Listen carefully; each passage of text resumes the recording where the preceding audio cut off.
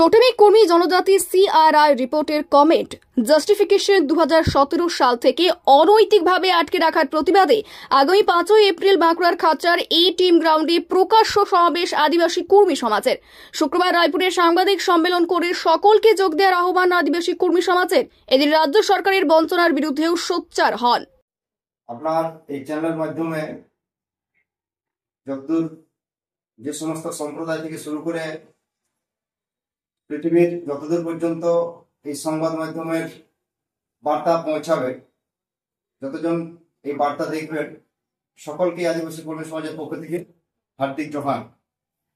এই পর্যন্ত আমরা যেটা জানতে পারি যে 2014 সালে এই রাজ্যের রাজ্য সরকার কর্মী জনজাতির স্ট্যাটাস কোন পর্যায়ে রয়েছে, সেই স্ট্যাটাস কালচার রিসার্চ ইনস্টিটিউটের দ্বারা সার্ভের মাধ্যমে একটা প্রপোজাল কেন্দ্র সরকারকে পাঠান।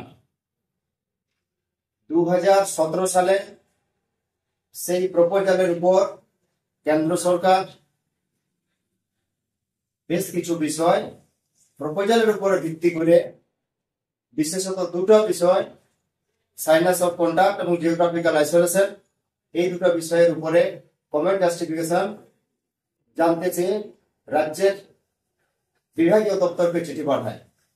তারপর থেকে আর কিন্তু সেই সিআরআই প্রপোজালের উপর কমেন্ট এবং জাস্টিফিকেশন অদ্যাবধি পাঠানো হয়নি। 2017 সাল থেকে আজকে 2025 সাল। এতে আপনারা কি মনে করছেন, কাদের গাফিলতিতে এই বিষয়টার উপরে জোর দেওয়া হচ্ছে না? গাফিলতি মূলত রাজ্য সরকার, কারণ কর্মী জনজাতির উপরে যে কালচার রিসার্চ ইনস্টিটিউট দ্বারা সার্ভে করানো হয়েছিল, তার উপরে যে প্রপোজাল পাঠানো, সেই প্রপোজাল তো রাজ্য সরকার প্রপোজাল। সেই প্রপোজালের উপরে বিভাগীয় দপ্তর যদি জানতে চায়, কমন জাস্টিফিকেশন জানতে চায়, তাহলে তো এই রাজ্য সরকারকেই তার জাস্টিফাই দিতে হবে। তাহলে আটকে রেখেছি কে? রাজ্য সরকার। আপনারা এই যে আপনাদেরকে বাধা দেওয়া হচ্ছে, আপনাদের যে গোষ্ঠীর মানে জনজাতির গোষ্ঠী বলাটা ভুল, আপনাদের জনজাতির যে বিশেষত্ব সেটাকে বঞ্চিত করা হচ্ছে একটা নির্দিষ্ট কারণে, সেই কারণের বিষয়ে আপনারা কি খোঁজ কিছু নিয়েছেন বা কিছু জানতে পেরেছেন? কি বিষয়ে আপনাদের গাফিলতি রয়েছে? আপনাদের তরফ থেকে কি কোনো কিছু গাফিলতি রয়েছে, সেসব কিছু আপনারা জানতে পেরেছেন? দেখুন, কেসটা হচ্ছে কি, এইখানে রাজ্য সরকার মনে করছে যে বিশেষ কতগুলো লিস্টেড সম্প্রদায় এর আমাদের বিরোধিতা করার কারণে আটকায় রেখেছে, কিন্তু সেটা আসলত নয়। তার কারণ আপনারা দেখতে পাচ্ছেন, আজকে কেউ বলছে যে আমরা 70%, ওরা 30% এদেরকে ভাগীরথী ভাষায় দেব। কেউ বলছে ও একটা বিশেষ ধর্মের লোকেরা যদি বিধানসভায় এমএলএ হিসাবে আসে, সেই এমএলএ গুলোকে চেঙ্গোল্লা করে বের করে দেব। এত বড় একটা ধর্মীয় সুরসুরি যেখানে কাজ করছে, সেখানে কোনো সরকারি পদক্ষেপ নেই। অথচ কুর্মীর ক্ষেত্রে যে একটা লিস্টের আদিবাসীরা বিরোধ করবেন বলে আটকায় যাচ্ছে, এইটা কোনো অজুহাতেই নয়। আসল অজুহাত হচ্ছে যে কুর্মীরা যদি এসটি হয়, তাহলে এই এলাকাটাকে 5th বা 6th শিডিউলের মানে অন্তর্গত করতে হবে। ফলে কি হবে, যারা বহিরাগত হবে, যারা বাইরের থেকে আজকে ধরুন বিভিন্ন প্রতিষ্ঠানের যারা head of the department, BLRO বলুন, বিএডিও বলুন, আইসি বলুন, ইনারা কিন্তু ওই পদগুলো পাবেন না। তার কারণ এই এলাকার লোককেই ওই পদে অধিষ্ঠিত করতে হবে। এই আশঙ্কায় কলকাতার লোকেরা ভুগছে। তার ফলে আমাদের মধ্যে যারা লিস্টের আদিবাসী আছে, তাদের কিছু লোককে কানাপানিকা তৈরি করা হচ্ছে যে ওদের বিরোধিতা করো, তার বিনিময়ে কাকেও টাকা দিয়ে, কাকেও এমএলএ সিট দিব বলে আজকাল তার ছবি প্রকাশ্যে আসছে বিভিন্ন ভাবে। এইভাবে ওই লোকগুলোকে বিরোধিতায় নামানো হচ্ছে, কিন্তু তারা বুঝিয়ে উঠতে পারছে না যে আমরা কত বড় সর্বনাশ করছি।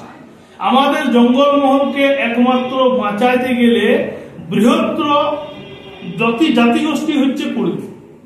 একদম ঝাড়খণ্ড থেকে উড়িষ্যা পর্যন্ত, যেটা আমাদের শিক্ষক নাগপুর, আধারদি, খড়গপুর অর্থাৎ যেটা ছোটনাগপুর এলাকা হিসেবে পরিচিত, যার জন্য সিএনটি এসপিটি যেটা লাগু ছিল, আজ সিএনটি মানে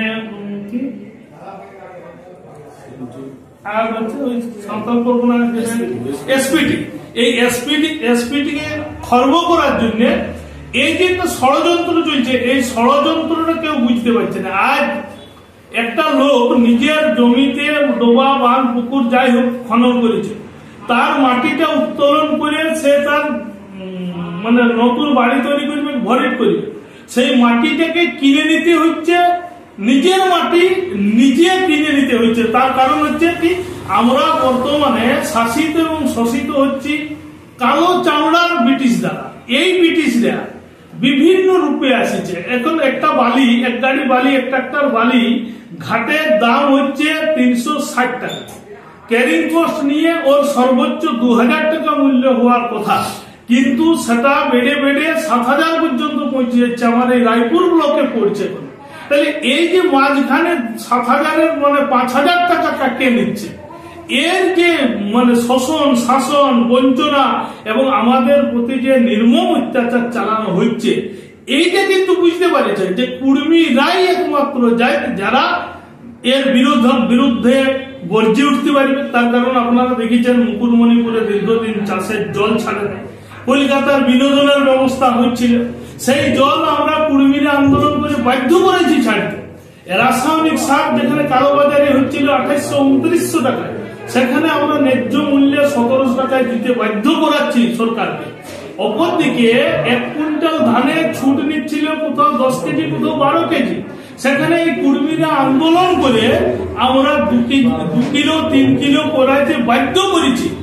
এই যে চাপ সরকারের উপরে আমরা দিতে সক্ষম, এটা ওরা বুঝে যে কুর্মীরা সেই যখন মানে পরাধীনতার পরপরে, যখন উচ্চবর্ণীয়রা কখনো পরাধীনতার গ্লানি উপলব্ধি করতে পারে নাই, তখন কুর্মীরা 1768 থেকে লড়াইটা করছে 78 সাল পর্যন্ত, চুয়ার বিদ্রোহ যেটা রঘুনাথ মাহাতোর নেতৃত্বে হচ্ছে।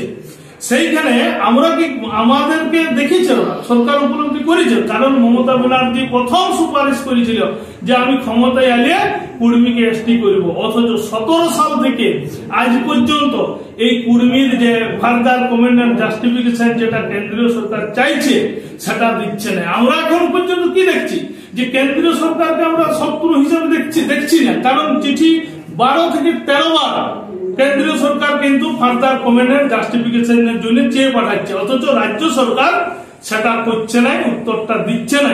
তাই আমরা এই যে ফার্দার কমেন্ট এন্ড জাস্টিফিকেশন যে আটকে রেখেছে তার বিরুদ্ধে আমরা জনমত তৈরি করছি, এবং আগামী যে 5ই এপ্রিল শহীদ দিবস আছে, রঘুনাথ মাহাতোর বলিদান দিবস, সেই বলিদান দিবসে আমরা এই ফার্দার কমেন্ট এন্ড জাস্টিফিকেশন 17 সাল থেকে আটকে রাখার প্রতিবাদে আমরা খাতড়াতে হুঙ্কার মহারেলি এবং জনসভার আয়োজন করেছি।